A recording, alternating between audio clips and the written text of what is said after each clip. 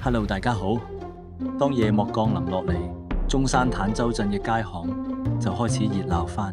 霓虹燈同炭火一齊閃，空氣中飄住孜然同烤肉香。呢度就係坦洲嘅地道嘅深夜食堂，一場專屬夜貓子嘅美食盛宴正式開場。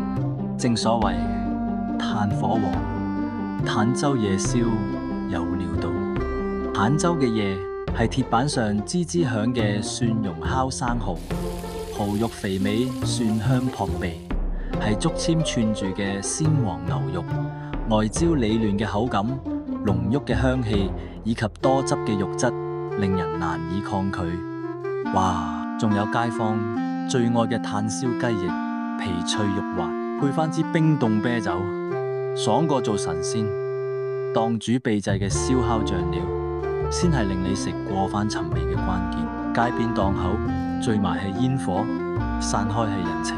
由香格里夜市、金豆街夜市及花城夜市，都見到各式燒烤車同小攤接台、交凳、叫賣聲同碰杯聲混埋一齊。